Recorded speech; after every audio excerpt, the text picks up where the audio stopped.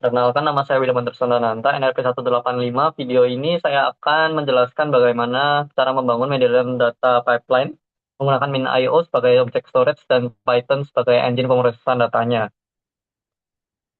Apa itu medallion architecture? Yaitu sebuah pola desain dalam data engineering yang mengorganisir data dalam tiga lapisan bertingkat, mirip seperti proses pemurnian. Lapisan pertama adalah bronze, yang kedua adalah silver, yang ketiga gold.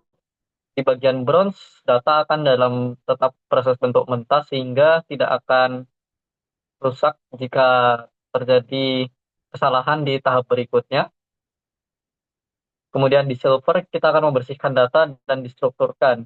Dan di lapisan ketiga, di gold, data kita sudah ditambahkan bisnis logic seperti kategorisasi ukuran file. Data di lapisan ini juga sudah siap langsung digunakan sebagai laporan, dashboard, atau analitik bisnis.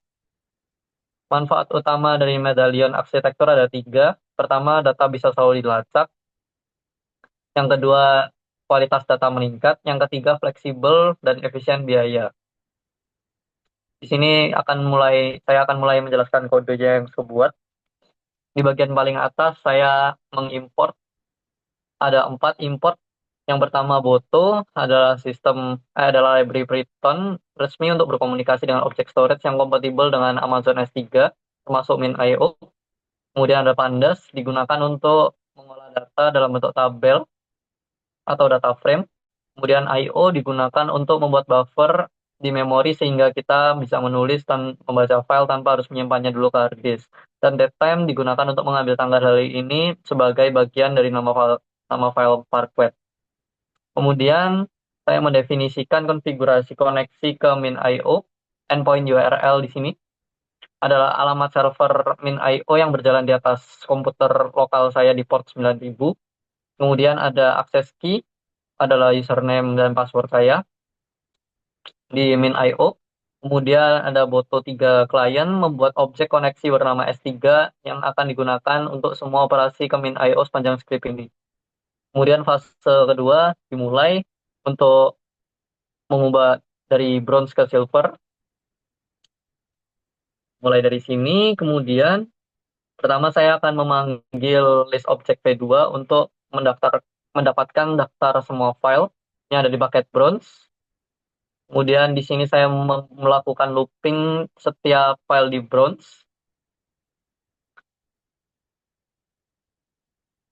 dan memisahkan namanya sehingga menghasilkan list NRP, nama, dan juga tugasnya. Dari setiap file saya mengumpulkan informasinya ke dalam dictionary dan menambahkannya ke list metadata list.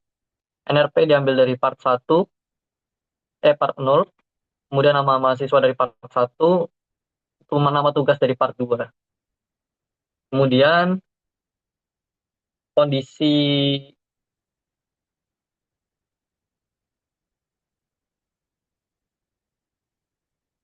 if len parts kurang dari 0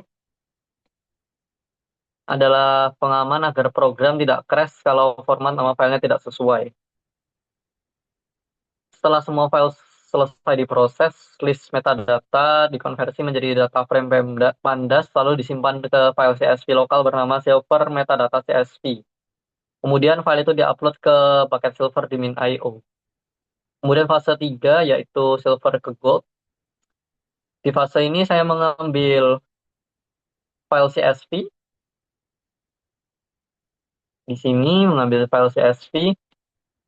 Kemudian yang sudah diupload ke bucket silver menggunakan get object. Hasilnya adalah stream data, bukan file biasa. Kemudian Pandas akan membacanya seolah-olah seperti file biasa tanpa perlu menyimpannya ke disk terlebih dahulu. Untuk DF Gold Storage kategori, di sini adalah bisnis logiknya.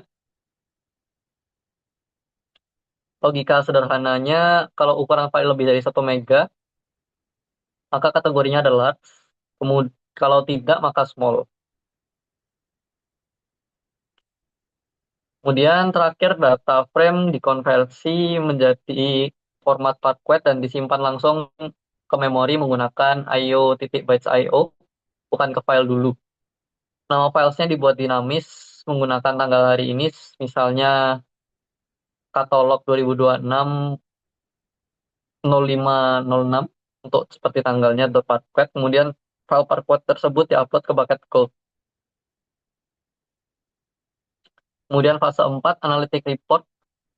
Di sini dimulai dari printdf gold yang di sini. Step pertama adalah menghitung total file per ekstensi.